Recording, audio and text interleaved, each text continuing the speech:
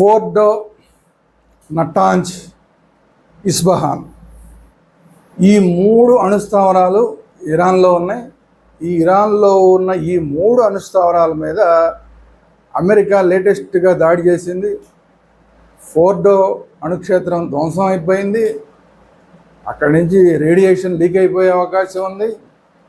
ఇవన్నీ కూడా ఇప్పుడు వెస్టర్న్ మీడియా మాట్లాడుతున్న మాటలు. మన మీడియా కాపీ కొట్టేస్తాం కదా యాజ్ టీజ్గా. వాళ్ళు ఏం చెప్పారో, సో యాజ్ టీజ్గా వెస్టర్న్ మీడియా ఏం చెప్పిందో దాన్నే మన మీడియా కూడా కాపీ కొట్టేసి నిన్నటి నుంచి కొట్టేస్తున్నారు.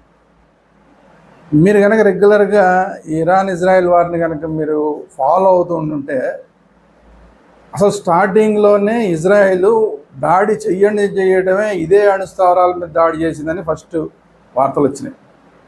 అప్పుడు కూడా అసలు ఇరాన్ అణుస్థావరాల మీద ధ్వంసం అయిపోయినాయి, ఇజ్రాయెల్ దాడి చేసేసి ధ్వంసం అయిపోయినాయి, ఇంకేముంది అసలు ఇరాన్ పని అయిపోయిందని వెస్టర్న్ మీడియా మాట్లాడింది. సేమ్ అదే విషయాన్ని మన మీడియా కూడా యాజ్ టీజ్గా ఇచ్చేసింది. ఆల్రెడీ ధ్వంసం అయిపోయిన అణుక్షేత్రాలని మళ్ళీ ఇప్పుడు అమెరికా ధ్వంసం చేయడం ఏంటి? ఇదే అణుస్థావరాలను ఇంతకుముందు ఇజ్రాయెల్ కనుక దాడి చేసి వాటన్నిటిని ధ్వంసం చేసేసి ఉంటే ఇప్పుడు మళ్ళీ కొత్తగా అమెరికా మళ్ళీ వాటి మీద దాడి చేసి మళ్ళీ ధ్వంసం చేయడం ఏంటి? అంటే ఈ వెస్ట్రన్ మీడియా అమెరికాకి అనుకూలంగా ఎలాంటి కాకమ్మ కబుర్లు వండి వారుస్తోంది అనేది ఇప్పుడు అందరూ అర్థం చేసుకోవాలి. ఈ ఒక్క సంఘటన చాలు. బీబీసీ కానీ మిగతా మీడియాలు కానీ ఇవన్నీ కూడా అమెరికాకు అనుకూలంగా ఎలాగా వండి వారుస్తూ ఉంటాయి వార్తల్ని. ఎవడెళ్ళి అక్కడ చూడలేడు కదా, ప్రపంచ మీడియా అంతా వెళ్ళి అక్కడ చూడలేదు కదా. సో వాళ్ళని ఫాలో అయ్యి వాళ్ళు ఏం చెప్తే దాన్ని మిగతా వాళ్ళు కూడా ఫాలో అయిపోయి స్టోరీలు ఇచ్చేస్తుంటారని చెప్పి ఇలాంటి కాకమ్మ కథలన్నీ కూడా చెప్తూ ఉంటుంది వెస్టర్న్ మీడియా.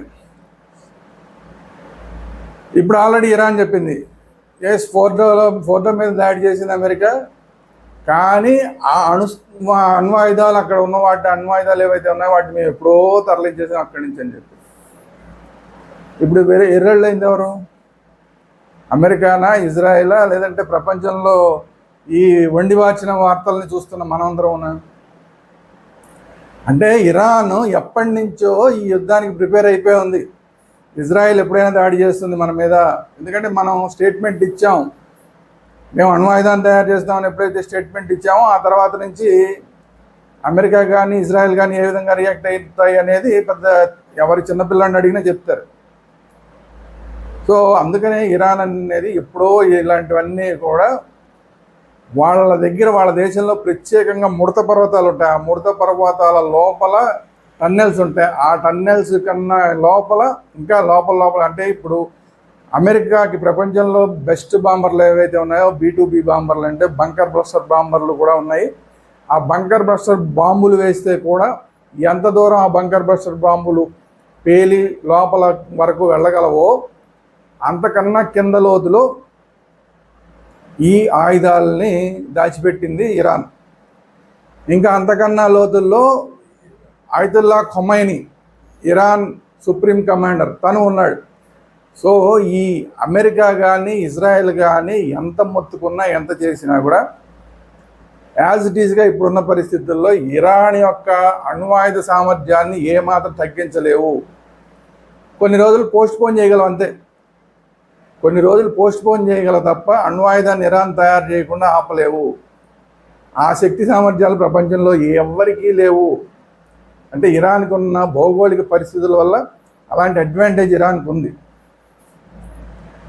సో ఇంతకుముందు కూడా ఆఫ్ఘనిస్తాన్ మీద ఒకసారి ప్రయత్నం చేసి 20 ఏళ్ల పాటు అక్కడ పోరాటం చేసి నా వల్ల కాదని చెప్పి అమెరికా తోకముడిచి వెళ్ళిపోయింది ఆఫ్ఘనిస్తాన్కి. ఎందుకు? ఆఫ్ఘనిస్తాన్ కూడా ఇలాగే కొండలు, పర్వతాలు, రకరకాల లోయలు ఇవన్నీ ఉన్న ప్రాంతం. అలాంటి ప్రాంతాల్లో అక్కడ భౌగోళిక పరిస్థితుల్లో ఆ దేశాన్ని దేశంగా ఓడించడం ఎవరి వల్ల కాదు. ఏదో 2 బాంబులు వేస్తే కొన్ని ప్రాంతాలు ధ్వంసం అవుతాయి తప్ప, లేదంటే కొంతమంది మనుషులు చంపగలరు. అంతకుమించి వీళ్ళు చేయగలిగింది దేశంగా ఏం చేయలేరు. ఇప్పుడు ఇజ్రాయెల్ కూడా అంతే, తన దగ్గర ఉన్న ఆయుధాలన్నీ వాడేసి విపరీతమైన ఖర్చు పెడుతుంది, ఇరాన్ మీద వేస్తుంది. సపోజ్ ఊరికే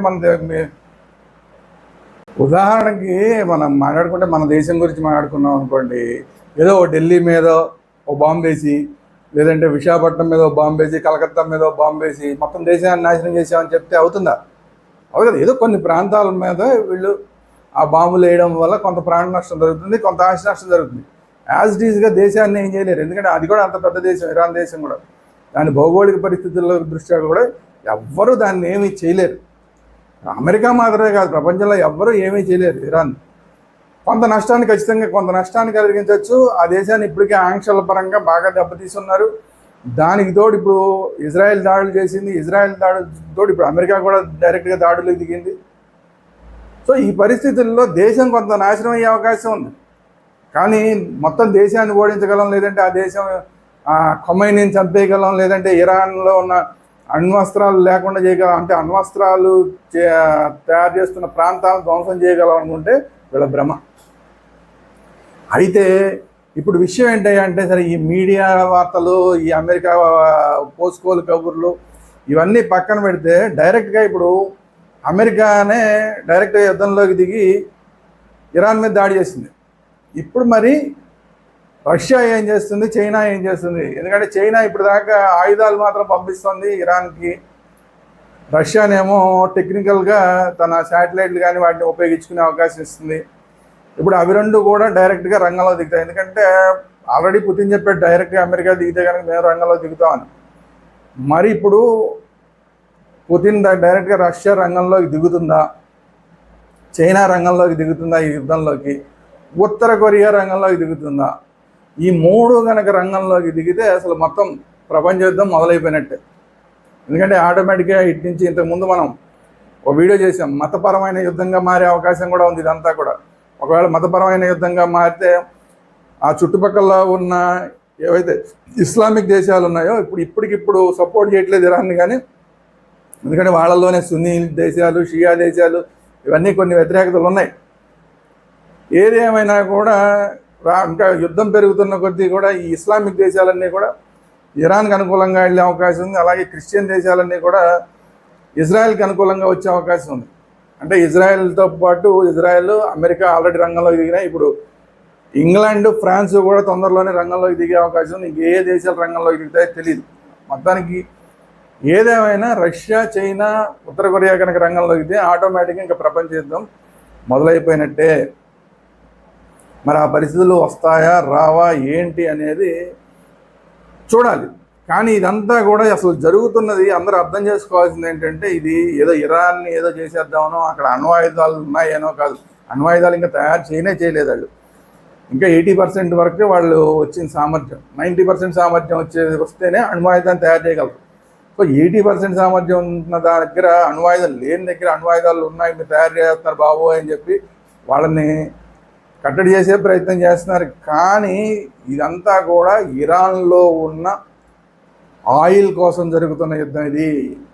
అంతే తప్ప అణ్వాయుధాలు ఉన్నాయి కదా, అమెరికా దగ్గర అణ్వాయుధాలు లేవా, రష్యా దగ్గర అణ్వాయుధాలు లేవా, ఇజ్రాయెల్ దగ్గర అణ్వాయుధాలు లేవా, ఇండియా దగ్గర అణ్వాయుధాలు లేవా, పాకిస్తాన్ దగ్గర అణ్వాయుధాలు లేవా, బ్రిటన్ దగ్గర అణ్వాయుధాలు లేవా, ఫ్రాన్స్ దగ్గర ఎవరి దగ్గర లేవు. ఈ దేశాలన్నింటి దగ్గర ఉంటే మాత్రం కరెక్టు, వాళ్ళు వాళ్ళ సెల్ఫ్ డిఫెన్స్ కోసం వాటిని తయారు చేసుకున్నట్టు. ఇరాన్ చేస్తే మాత్రం అది ప్రపంచానికి ముప్పు. అంటే ఎట్లా? ఇప్పుడు ఉత్తర కొరియా ఉంది, ఉత్తర కొరియా దగ్గర కూడా ఉంటాయి. వాళ్ళు కూడా రెడీ, మేము అణ్వాయుధం చేసేస్తాం, ఎవరి మీద పడితే వాళ్ళ మీద వేసేస్తామని చెప్తూ ఉంటారు రోజు.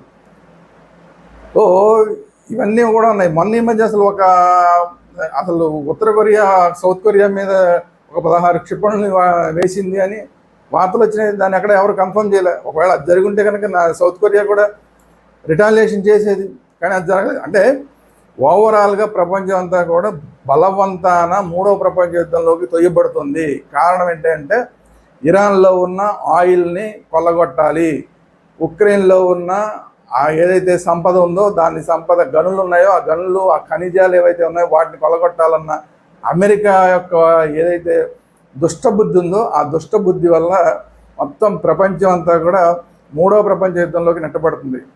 ట్రంప్ చేస్తున్న ఈ టెంపరితనం వల్ల మూడవ ప్రపంచ యుద్ధం వైపుకి ప్రపంచం నెట్టబడుతుంది.